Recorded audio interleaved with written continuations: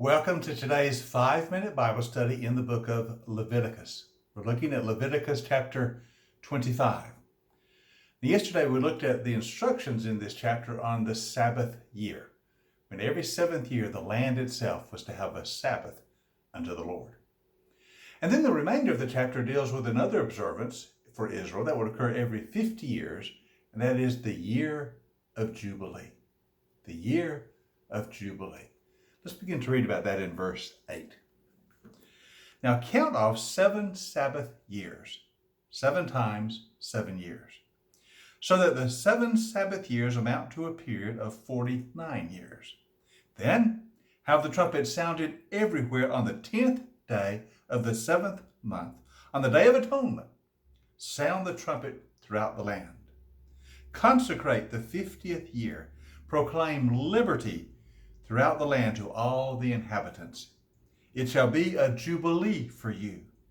Each of you is to return to your family property and to your own clan. The 50th year shall be a jubilee for you. Do not sow or do not reap what grows of itself, or harvest the untended vines. For it is a jubilee. It is to be holy to you. Eat only what is directly taken from the fields. In this year of jubilee, everyone is to return to their own property. So every 50th year is to be for the life of Israel the year of Jubilee. It begins on the Day of Atonement. Notice that. The trumpet is sounding and it is proclaimed that liberty is throughout the land. It is the year of Jubilee.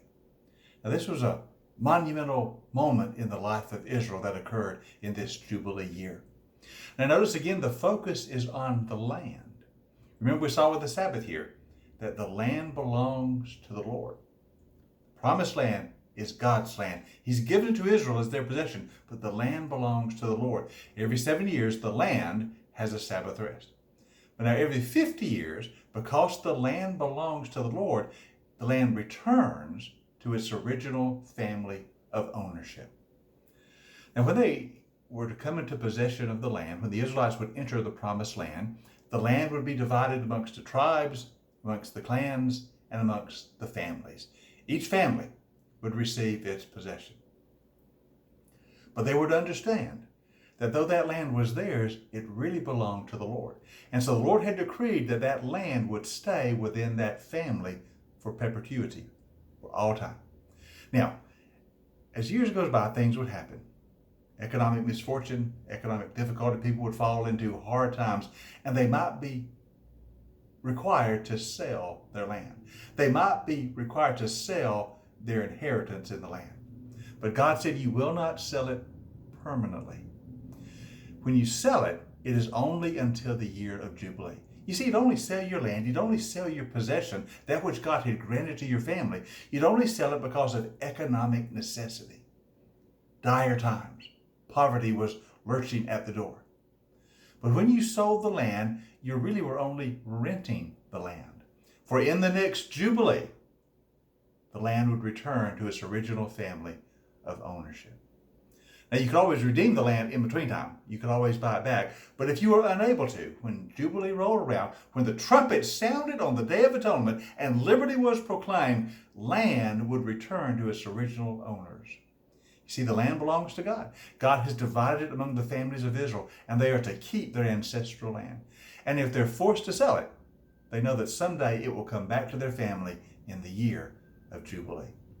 Now, that means that when you sold the land, if you had to, you were only selling the rental for the land. And the price would be based on how many years to Jubilee. So for instance, if there were still 40 years to the next Jubilee, the price would be much higher because you're selling 40 years of rental for the land.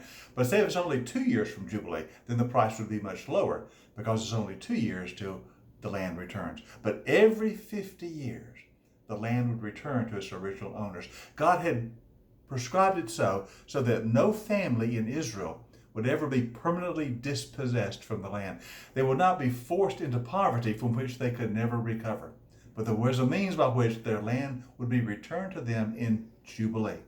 And they could restart with their family possession intact. It's a wonderful provision in the life of Israel to make sure that no one falls into poverty in a permanent manner.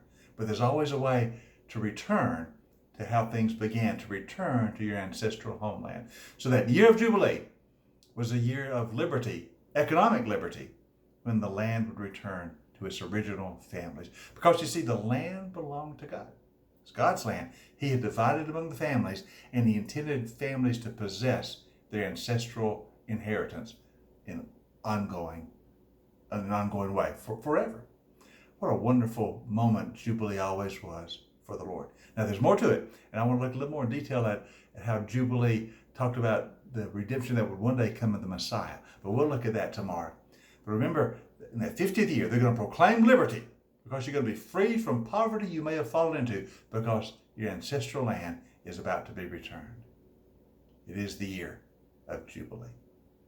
Hope you'll join us tomorrow as we continue our 5-minute Bible study in the book of Leviticus.